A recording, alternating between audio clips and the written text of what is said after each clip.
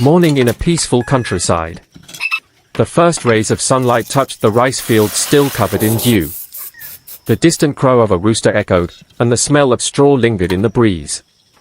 In the yard of a small old house with a tiled roof, Lan, a young woman in her early 20s, petite but quick and lively, was tidying up old stuff in the storage.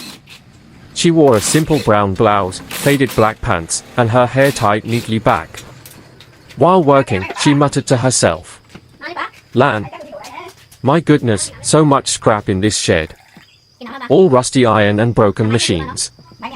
Maybe I can sell them for a little money." As she pulled out a few dented aluminum pots, Lan suddenly noticed a heavy iron block in the corner, covered with dust and cobwebs. She grabbed a broom, swept lightly, then pushed it out. It was an old water pump, heavy body, peeling green paint, lots of rust spots, frayed wires, and stuck bolts. Clearly abandoned for years. Lan wiped her sweaty forehead, staring closely. Lan, exclaiming, "Oh, this is the pump Dad used to water the lemon garden. I can't believe it's still here." Memories came back. Her father once used this very pump to draw water for the garden and fields. But since he fell ill, the pump broke down and was left unused. Looking at it now, Lan suddenly felt a strong urge to restore it with her own hands. She sat down, wiped some dust away with a cloth, then smiled slightly. "Lan, not sure if it can work again. But let's try. At least I'll learn how to take it apart. Who knows, maybe it'll run again. Then we won't need to buy a new one." Taking the pump apart, Lan dragged the pump outside, placed it on a wooden plank. She brought out her tools, an old wrench, a screwdriver, a rubber hammer, worn but still usable. She examined the rusted bolts, frowning. "Lan, every bolt is red with rust. I'll need to spray some lubricant first." She took a can of RP7, sprayed each bolt, letting it soak. While working, she whispered to herself, as if giving encouragement. "Lan, calm down, take it slow. If you rush, you'll mess it up." After a while, she used the wrench to turn the bolts. At first, they wouldn't budge. Sweat rolled down her forehead as she pushed with all her strength. Sometimes her hand slipped, making her wince in pain. But finally, the bolts began to creak and loosen. She removed the pump cover, revealing a half-rusted impeller and a stiff shaft inside. Lan frowned. "Lan, no wonder it stopped working. The bearings are all dried up. If I replace them, it might run smoothly again." Cleaning and scrubbing. She put on gloves, prepared a basin of water, a steel brush, and sandpaper. One by one, she dismantled the parts, cover, impeller, shaft, housing. Lan began scrubbing. Steel brush to scrape away rust. Fine sandpaper to smooth the surface. A rag soaked in kerosene to wipe away grime and old grease. While scrubbing, she talked to herself as if to a companion. "Lan, so much rust, but it's kind of fun. It feels like peeling off an old coat for it. Nobody cared for it all these years, now it's finally being looked after again." Her hands turned black with grease, her hair messy over her face. But her eyes sparkled as the metal shone silver again under her effort. Dialogue with neighbor. Mrs. Tu, the neighbor, walked by and saw Lan crouching by the rusty machine. She chuckled and asked, "Mrs. Tu, hey Lan, what are you up to? Getting all dirty like that?" Lan, looking up, smiling. "Auntie, I'm trying to restore this old water pump. Dad left it unused for so long. I want to fix it for watering the garden." Mrs. Tu, shaking her head. "Heavens, even girls are good with machines now, huh? Well, try your best. If it works again, you'll save a lot of money." Lan just smiled and nodded. When the neighbor left, she continued her work with even stronger determination. Preparing for painting. By late morning, all the parts looked much cleaner.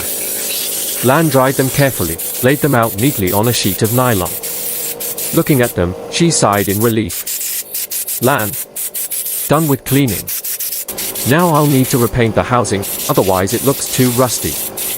She sanded the housing once more with fine paper, making the surface smooth for the paint. Then she wiped it clean, ready for the next step. The noon sunlight beat down, sweat dripping from her face, but she felt satisfied as if she had already finished half the journey. End of part 1. Lan sat on a bamboo chair, drank a cup of water, and looked at the clean parts. A spark of hope lit in her heart. Lan, thinking. Tomorrow I'll paint each piece and reassemble them. This pump will definitely work again. Dad would be so happy to see it. The countryside breeze carried the scent of young rice through the yard. The old water pump, once just a pile of rusty scrap, was now on its way to being revived by the diligent hands of a rural girl. The afternoon sun leaned gently across the village, stretching long golden beams over the small courtyard. Lan had left all the pump's parts on a piece of plastic sheet, waiting for them to dry after the careful cleaning she had done that morning. Now, as she stood there holding a small can of paint and a worn brush, she felt a wave of determination rise inside her.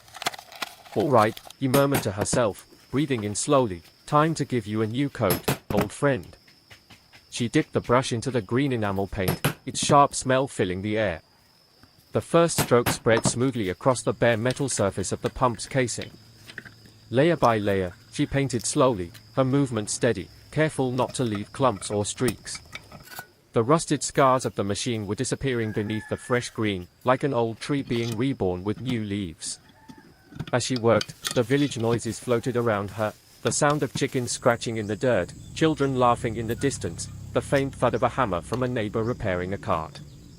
But for Lan, the world seemed quiet and focused, just her and this machine. She whispered under her breath, as if speaking to the pump. "You've been forgotten for too long, but not anymore. You're going to work again, I promise." When the last part was painted, Lan carefully set each piece on the sheet, making sure no dust would stick to the fresh surface. She stood back, wiping her forehead with the back of her hand, leaving a streak of green paint on her temple without realizing it. The parts gleamed under the sun, drying slowly. For the first time in years, they looked alive. That evening, after giving the paint time to settle, Lan returned with a box of tools. She squatted down on the ground, picked up the pump casing, and began the delicate process of reassembly. First, she reached for the shaft and bearings. The old bearings had been stiff, worn out from years without oil. Earlier in the day, she had gone to a small hardware shop in the nearby town and bought replacements.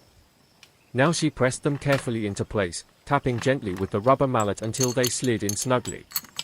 "Good, good," she muttered, her face serious, eyes narrowed with focus. She slid the shaft into the casing, turning it gently with her hand. It spun smoothly, such a simple motion, but it filled her chest with pride. Next came the impeller. She tightened it onto the shaft, checking its alignment. Piece by piece, the pump began to look whole again. The bolts, once stiff with rust, had been scrubbed clean, and she twisted them back with firm turns of her wrench. But not everything went smoothly. One stubborn bolt refused to align properly. Lan frowned, tried again, and then again, until her knuckles ached. Finally, she sat back, frustrated, and sighed. "Why won't you just go in?" she said aloud, half laughing at herself. She paused, took a breath, and remembered her father's words from long ago when she had helped him fix a broken hoe. "Don't fight the tool, Lan. Be patient. Listen to it."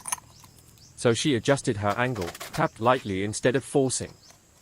With a quiet click, the bolt slid into place. Lan smiled, whispering, "There you go. See? We can work together." Hours passed as the pump slowly came together. By the time the sun had nearly set, the machine was whole again. Its body was green and shining, its bolts tightened, wires replaced with new insulated ones. Lan sat back on her heels, staring at it with quiet satisfaction. But the most important test was still ahead. Would it actually run? Her heart raced a little as she connected the wires to a plug and ran the hose to the water tank. She checked everything twice, her hands trembling slightly. "All right, moment of truth," she whispered, standing near the switch. She flipped it. At first, nothing happened, just a low hum. Then the pump coughed, sputtered, and shook violently. Lan bit her lip, a hand hovering over the switch, ready to turn it off if it failed. Come on, she urged softly, eyes fixed on the machine. With a loud whir, the pump steadied. The sound grew smooth, deep, confident. A moment later, water burst from the hose, splashing onto the ground in a clear, strong stream. Lan gasped, her eyes widening. She dropped the hose, laughing out loud as droplets sprayed around her feet. It works, she shouted into the empty courtyard, grinning so wide her cheeks hurt. It really works. She crouched down beside the pump, resting her hand gently on its painted casing, feeling the steady vibration beneath her palm. For a moment, tears welled in her eyes, not of sadness, but of pride, of relief, of joy. The sun had set completely now, the sky painted in deep purples and golds. Lan sat on the step of her house, looking at the pump still running beside her. The steady rush of water filled the evening air like a song of triumph. She thought of her father, how he used to spend evenings repairing things, how his hands were always covered in grease, how he would smile at every tool that worked again. Quietly, Lan whispered, "I did it, B.A. I brought it back. Just like you taught me, patience, hard work, and never giving up." She turned her gaze to the darkening fields beyond. Somewhere out there, the water from her restored pump would flow, feeding the soil, giving life. And inside her heart, a small flame of pride and hope burned brighter than ever. The old pump was no longer just a machine. It was proof of resilience, of the beauty in giving forgotten things a second chance. And for Lan, it was also a piece of her own story, a reminder that even in a small village, with nothing but simple tools and determination, she could create something powerful and lasting.